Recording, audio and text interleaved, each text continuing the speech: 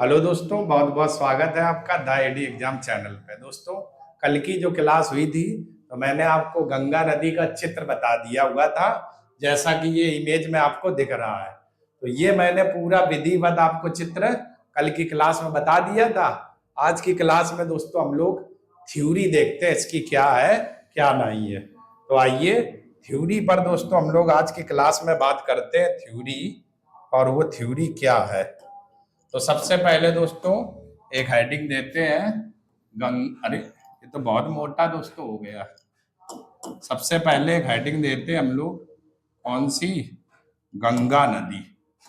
ठीक है, कौन सी नदी? गंगा नदी हेडिंग देते हैं, गंगा नदी। क्लियर? अब इस गंगा नदी में दोस्तों जो शेष बातें थी उन पर हम लोग कर लेते हैं शेष बातें। तो सबसे पहले उद्गम अगर इस गंगा नदी का बात करें तो कौन सा ग्लेशियर दोस्तों रहेगा? गंगोत्री ग्लेशियर। गंगोत्री ग्लेशियर, ठीक है, गंगोत्री ग्लेशियर। और दोस्तों ये जो ग्लेशियर है आपका गंगोत्री, है कहाँ पर? उत्तराखंड। उत्तराखंड, ठीक है। तो गंगोत्री जो ग्लेशियर है ये दोस्तों आपका कहाँ पर है? उत्तराखंड में स्थित है गंगोत्री ग्लेशियर, ठीक है। गंगा नदी की दोस्तों कुल जो लंबाई है, कुल जो लंबाई, वो दोस्तों कितनी है? कुल लंबाई गंगा नदी की, तो कुल जो लंबाई है दोस्तों गंगा नदी की वो है आपकी 25-25 किलोमीटर, ठीक है। और इसी लंबाई के साथ क्या हो जाएगा? भारत की सबसे लंबी नदी है, सबसे लंबी नदी है।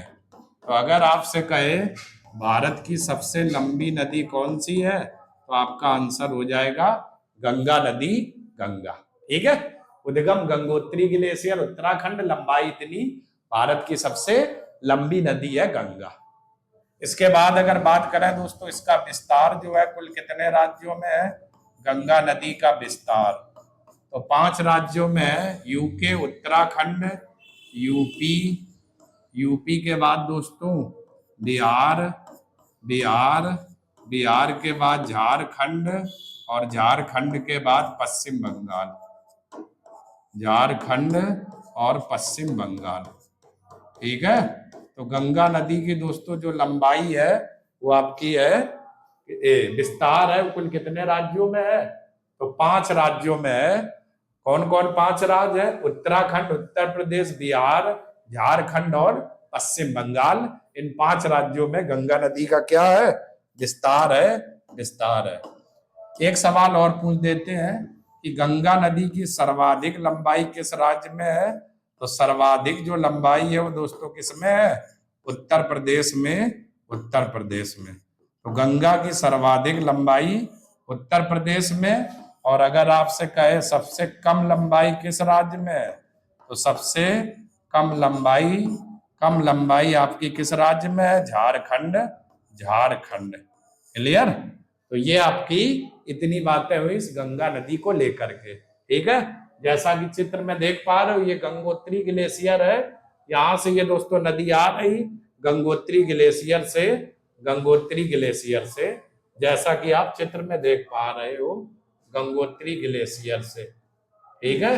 गंगा नदी आपकी आ रही होगी, ये है ग्लेशियर, और ये नदी ऐसे जा रही गंगा, ठीक है। तो वही मैंने इसमें लिखा हुआ है, क्या लिखा था? मैंने ये लिखा था इतनी बातें इस गंगा नदी को लेकर के। आगे दोस्तों अगर इस गंगा नदी पे हम लोग बात करें तो जरा देखो, तो एक दोस्तों नदी है कौन सी? जरा गौर करना दोस्तों, एक आपकी नदी कौन सी है? भागीरथी, ठीक है। जरा देखना मैं 5 नदियां यही लिखूंगा। एक आपकी नदी कौन सी है? भागीरथी। कौन सी नदी? भागीरथी। और दूसरी कौन सी है? अलकनंदा। और इन दोनों की संयुक्त धारा दोस्तों कहां पर मिल रही थी? देवप्रयाग, देवप्रयाग। क्लियर? तो अगर आपसे कहे गंगा नदी किन दो नदियों की संयुक्त धारा है? तो भागीरथी और अलकनंदा। जहां से ये दोस्तों दोनों धाराएं मिल रही, उत्तराखंड में जगह है, और यहीं से दोस्तों इसका नाम क्या पड़ जाता है? गंगा पड़ जाता है, गंगा पड़ जाता है। ठीक है, तो आइए चित्र में देखते हैं दोस्तों। तो जरा देखो, ये भागीरथी नदी दिख रही है, भागीरथी नदी इधर आई, और ये वाली अलकनंदा देखो देवप्रयाग में मिल रही। तो अलकनंदा, भागीरथी, देवप्रयाग, नीचे लिखा हुआ चित्र में कि इसे फिर यहीं से किस नाम से जाना जाता है? गंगा के नाम से, गंगा के नाम से। तो वही दोस्तों मैंने उधर भी लिख दिया हुआ है। अगला दोस्तों जो पूछा जाएगा वो क्या रहेगा? वो आपका रहेगा अलकनंदा और धौली गंगा। तो अलकनंदा और धौली गंगा दोस्तों कहाँ पर मिलती है? तो अलकनंदा और धौली गंगा, ये दोनों जो नदियां हैं दोस्तों, ये कहाँ पर मिलती हैं? विष्णु प्रयाग में, विष्णु प्रयाग, उत्तराखंड में दोस्तों ये जगह है। तो अगर आपसे कहे अलकनंदा और धौली गंगा, इन दोनों नदियों की धारा कहाँ पर मिलती है? तो विष्णु प्रयाग, विष्णु प्रयाग। क्लियर दोस्तों, क्या हो जाएगा? विष्णु प्रयाग। इसके बाद एक और पूछ सकता है कि अलकनंदा, अलकनंदा नदी और नंदाकिनी नदी, ये दोनों जो नदियां हैं अलकनंदा और नंदाकिनी, ये दोनों दोस्तों कहाँ पर मिलती हैं? तो नंद प्रयाग, नंद प्रयाग। क्लियर, अलकनंदा और नंदाकिनी कहाँ पर मिलती है? नंद प्रयाग में दोनों की संयुक्त धारा मिलती है। इसके बाद दोस्तों बात करें तो अलकनंदा, अलकनंदा और पिंडर नदी। क्लियर, अलकनंदा और पिंडर नदी, इन दोनों की संयुक्त धारा कहाँ पर मिलती है दोस्तों? तो कर्णप्रयाग में, कर्णप्रयाग। अलकनंदा और पिंडर नदी दोनों की संयुक्त धारा कहाँ पर मिल रही?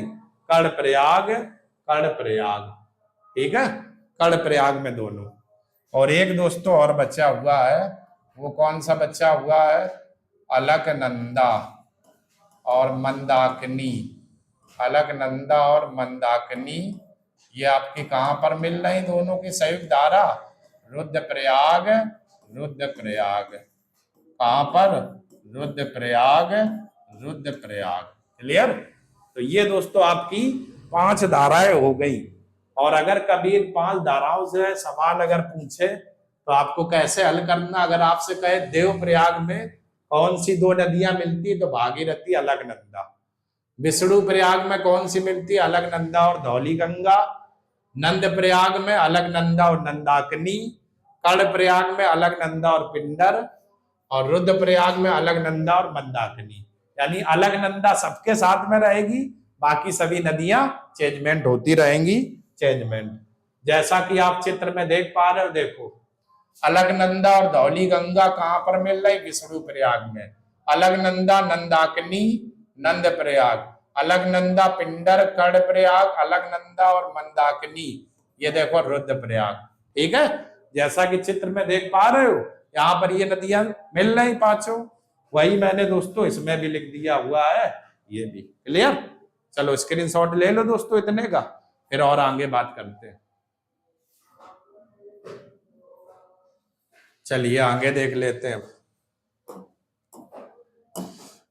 आगे दोस्तों अगर बात करें तो जरा देखो और क्या सवाल पूछा जाएगा। तो एक सवाल ये पूछा जाता है, गंगा नदी को बांग्लादेश में क्या कहते हैं? तो गंगा नदी को बांग्लादेश में क्या कहते हैं? पद्मा कहते हैं, पद्मा कहते हैं। क्या कहते हैं? पद्मा कहते हैं बांग्लादेश में। या एक और पूछ सकता है, गंगा नदी को पश्चिम बंगाल में क्या कहते हैं? तो पश्चिम बंगाल में गंगा नदी को दोस्तों क्या कहते हैं? हुगली, हुगली। क्या कहते हैं? हुगली नदी, हुगली नदी। तो बांग्लादेश में गंगा को पद्मा के नाम से जाना जाता है और पश्चिम बंगाल में हुगली नदी के नाम से जाना जाता है। क्लियर, इसके बाद दोस्तों बात करें, अगर आपसे कहे गंगा की दाएं तरफ की नदियां हैं, गंगा की दाएं तरफ की नदियां हैं, दाएं तरफ, ठीक है, तो कौन सी हो जाएंगी? चंबल, चंबल, बेतवा, बेतवा, केन, यमुना, ठीक है, यमुना। और खास बात यमुना की क्या है? गंगा की सबसे बड़ी सहायक नदी है, सबसे बड़ी सहायक नदी है, सहायक नदी है, ठीक है। और दोस्तों कौन सी हो जाएंगे? एक सोन भी तो थी, सोन। ये आपकी गंगा की कैसी हो गई? दाएं तरफ की नदियां। तो चित्र में देखते हैं जरा, ये देखो, इस गंगा का बहाव इस दिशा में है दोस्तों, तो ये मेरा दायां हाथ है, तो दाएं तरफ में नदियां, इधर से चंबल, बेतवा, केन। जैसे इसको भर दे तो ये चंबल हो गई, चंबल के बाद ये बेतवा हो गई, बेतवा के बाद ये केन हो गई, केन के बाद इधर ये सोन भरी हुई है। तो कौन हो जाएंगी? यही तो है दाएं तरफ की, ये मेरा दायां हाथ है, जिस दिशा में बाहु हो उसी दिशा में खड़े हो जाओ। तो चंबल, बेतवा, केन, और ये देखो एक नदी आ रही यमुना, यमुना, ठीक है। तो यही तो दोस्तों है दाएं तरफ की। तो ये है आपकी। और दोस्तों एक पॉइंट और बात कर लेते, ये जो चंबल नदी दोस्तों देख रहे हो, इस चंबल की जो है सहायक जो नदियां हैं, सहायक नदियां, सहायक नदियां कभी कभार पूछ देते हैं, सहायक नदियां कौन कौन सी है? तो चंबल की सहायक नदी है पार्वती, काली, सिंध, पार्वती, काली, सिंध। ये सब किसकी सहायक नदियां हैं दोस्तों? चंबल की सहायक नदियां हैं, चंबल की। क्लियर? तो गंगा को बांग्लादेश में पद्मा कहते हैं, पश्चिम बंगाल में हुगली कहते हैं। गंगा की दाएं तरफ की जो सहायक नदियां चंबल, बेतवा, केन, यमुना, सोन। चंबल की सहायक नदी है पार्वती, काली और सिंध। गंगा की सबसे बड़ी सहायक नदी कौन सी हो गई? यमुना, यमुना, ठीक है। चलो स्क्रीनशॉट ले लो दोस्तों, आगे बात करते हैं फिर।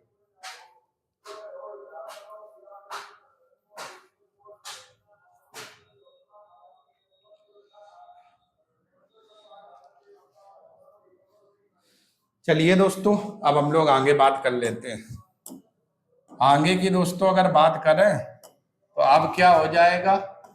गंगा की बाएं तरफ की सहायक नदियां, गंगा की बाएं तरफ की सहायक नदियां, बाएं तरफ की नदियां, बाएं तरफ की सहायक नदियां, गंगा की बाएं तरफ की सहायक नदियां, ठीक है दोस्तों। अब बाएं तरफ की सहायक नदियां दोस्तों कौन है? तो जरा देखो, तो मैंने आपको बताई थी कौन कौन है। रामगंगा, रामगंगा, गोमती, घाघरा, गंडक, कोसी, गोमती, घाघरा, गंडक, कोसी, गंडक, कोसी, ठीक है दोस्तों। ये आपकी गंगा की कैसी है? बाएं तरफ की सारी सहायक नदियां हो गई, बाएं तरफ की। कौन कौन सी? रामगंगा, गोमती, घाघरा, गंडक और कोसी, ये सब आपकी बाएं तरफ की हो गई। अब आपने दोस्तों एक नाम सुना होगा कि कोसी जो नदी है इसको बिहार का शोक कहते हैं। क्यों कहते हैं? क्योंकि ये अपने मार्ग परिवर्तन के लिए जानी जाती है। पता नहीं किस दिशा में कहां पर बहने लगे, तो मार्ग परिवर्तित होते रहते हैं, इसलिए इस कोसी नदी को क्या कहते हैं? बिहार का शोक कहते हैं, बिहार का शोक कहते हैं, बिहार का शोक कहते हैं, क्योंकि यह मार्ग परिवर्तन के लिए जानी जाती है, क्योंकि यह मार्ग परिवर्तन के लिए जानी जाती है, मार्ग परिवर्तन के लिए जानी जाती है, के लिए जानी जाती है, ठीक है दोस्तों। तो जो कोसी नदी है इसे बिहार का शोक कहते हैं। क्यों कहते हैं? क्योंकि ये जो नदी है अपने मार्ग परिवर्तन के लिए जानी जाती है, इसलिए इसको बिहार का क्या कहते हैं? शोक कहते हैं, ठीक है। अब दोस्तों ये जो गंडक नदी है इसको नेपाल में इसे नेपाल में इसे शालिग्राम या नारायणी के नाम से जाना जाता है। शालिग्राम या नारायणी के नाम से जाना जाता है, या नारायणी के नाम से जानते हैं, के नाम से जानते हैं। ठीक है, नेपाल में। तो नेपाल में गंडक नदी को शालिग्राम या नारायणी के नाम से जानते हैं। इमेज जरा देखिए दोस्तों एक बार। ये गंडक हो गई दोस्तों, गंडक के घाघरा, गंडक के बाद आएगी कोसी, घाघरा, ये गंडक हो गई। ठीक है, और गंडक के बाद इधर आएगी कोसी, ये कोसी हो गई। क्लियर। अब जब ये जो गंडक नदी है, तो नेपाल दोस्तों जो पड़ता है, तो इस नेपाल में इसे शालिग्राम या नारायणी के नाम से जाना जाता है, शालिग्राम या नारायणी। और ये बिहार से होकर के आती है, तो बिहार में दोस्तों इस नदी को किस नाम से जाना जाता है? बिहार का शोक, बिहार का शोक कहते हैं, बिहार का शोक कहते हैं। ठीक है दोस्तों, क्या कहते हैं? बिहार का शोक कहते हैं इस नदी को। ठीक है, इसलिए तो यहाँ नेपाल में गंडक नदी को नारायणी या शालिग्राम के नाम से, और बिहार नदी को, ये कोसी नदी को बिहार का क्या कहते हैं? शोक कहते हैं, शोक कहते हैं।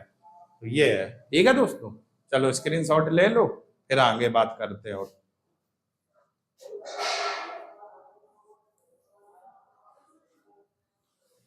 चलिए दोस्तों, स्क्रीनशॉट ले लिया होगा। अब हम लोग दोस्तों देख लेते हैं कुछ बातें और। आइए, गंगा नदी, गंगा नदी यूपी के 28 जिलों से होकर जाती है, 28 जिलों से होकर जाती है, 28 जिलों से होकर जाती है। क्लियर। और दोस्तों सर्वप्रथम, सर्वप्रथम यूपी के बिजनौर जिले में प्रवेश करती है, यूपी के बिजनौर जिले में प्रवेश करती है, बिजनौर जिले में प्रवेश करती है, जिले में क्या करती है? प्रवेश। क्लियर। तो अगर आपसे कहे गंगा नदी सर्वप्रथम उत्तर प्रदेश के किस जिले में प्रवेश करती है, तो बिजनौर जिले में। और अंतिम जिला दोस्तों कहाँ पर है जहां से गंगा नदी निकल आती है? तो अंतिम जिला दोस्तों कौन सा है? बलिया, बलिया। तो गंगा नदी सर्वप्रथम यूपी के बिजनौर जिले में प्रवेश करती है, और अंतिम जिला कौन सा है? बलिया दोस्तों, है बलिया।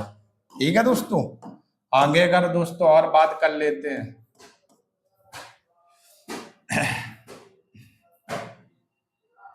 आगे की अगर बात करें तो इसे 2008 में राष्ट्रीय नदी घोषित किया गया था, राष्ट्रीय नदी घोषित किया गया था, घोषित किया गया था, किया गया था। ठीक है, तो गंगा नदी को 2008 में राष्ट्रीय नदी घोषित किया गया था, राष्ट्रीय नदी घोषित किया गया था। और दोस्तों बात कर ले अगर, तो जरा देखो, एक दोस्तों कार्यक्रम आया था, नमामि गंगे कार्यक्रम, नमामि गंगे कार्यक्रम। ठीक है दोस्तों, और ये दोस्तों जो नमामि गंगे कार्यक्रम आया था, ये कब आया था? तो ये दोस्तों आया था 2014 में। उद्देश्य इसका क्या था? गंगा और उसकी सहायक नदियां, गंगा और उसकी सहायक नदियां, सहायक नदियों को प्रदूषण से बचाना था, नदियों को प्रदूषण से बचाना था, प्रदूषण से बचाना था। ठीक है, ये दोस्तों नमामि गंगे कार्यक्रम का क्या था?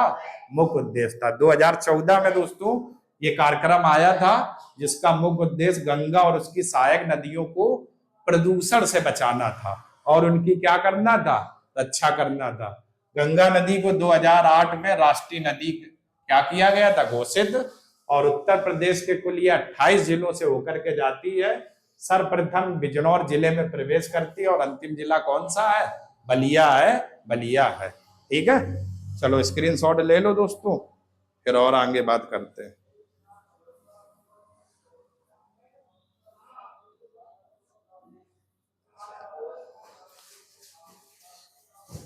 चलिए आइए अब आगे देख लेते हैं दोस्तों। एक सवाल और दोस्तों कभी कभार पूछ लिया जाता है, क्या गंगा का पानी, गंगा का पानी कभी खराब नहीं होता है, कभी खराब नहीं होता है, खराब नहीं होता है। ठीक है, क्या दोस्तों ऐसा कारण है कि गंगा का पानी कभी भी खराब नहीं होता? इसका कारण क्या है, इसमें बैक्टीरियोफेज वायरस पाया जाता है, बैक्टीरियोफेज वायरस। ठीक है, कौन सा दोस्तों वायरस, बैक्टीरियोफेज वायरस पाया जाता है। ठीक है, गंगा में। और ये वायरस दोस्तों क्या करता है, कीड़ों के लार्वा और अंडे को खा लेता है, कीड़ों के लार्वा और अंडों को खा लेता है, कीड़ों के लार्वा और अंडों को खा लेता है। इसलिए दोस्तों गंगा का पानी कभी भी खराब नहीं होता है, नहीं होता है।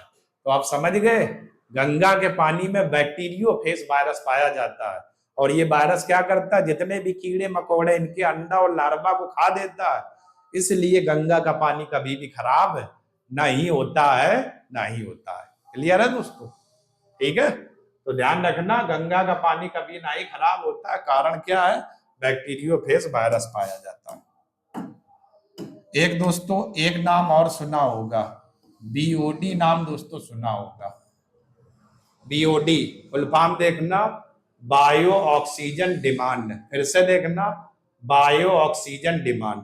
अब बीओडी होती क्या है, तो पानी में घुलित हुए ऑक्सीजन की मात्रा होती है जिसे प्राप्त करके जीव जंतु अपना जीवन यापन करते हैं। वो बायो ऑक्सीजन डिमांड, जिसे ग्रहण करके जीव जंतु अपना जीवन यापन करते हैं। तो पानी में घुलित हुए ऑक्सीजन की मात्रा जो जीव जंतुओं के जीवन पर निर्भर करती, उसे क्या कहते हैं, बीओडी कहते हैं, बायो ऑक्सीजन डिमांड। और गंगा के पानी में जो दोस्तों सर्वाधिक जो बीओडी पाई जाती है, वो कहां से कहां तक पाई जाती है, कानपुर से लेकर इलाहाबाद तक, कानपुर से लेकर इलाहाबाद तक बीओडी पाई जाती है। इलाहाबाद तक सर्वाधिक बीओडी पाई जाती है, सर्वाधिक बीओडी पाई जाती है, बीओडी पाई जाती है। ठीक है, तो अगर आपसे कहे बीओडी है क्या, तो पानी में घुलित हुए ऑक्सीजन की मात्रा है जिस ऑक्सीजन को लेकर के जीव जंतु क्या रहते हैं, अपना जिंदा बने रहते हैं और अपना जीवन यापन करते हैं, उसे बीओडी कहते हैं। और गंगा नदी में सर्वाधिक जो बीओडी पाई जाती है कानपुर से लेकर के इलाहाबाद तक, इलाहाबाद तक। क्लियर? चलो स्क्रीनशॉट ले लो दोस्तों।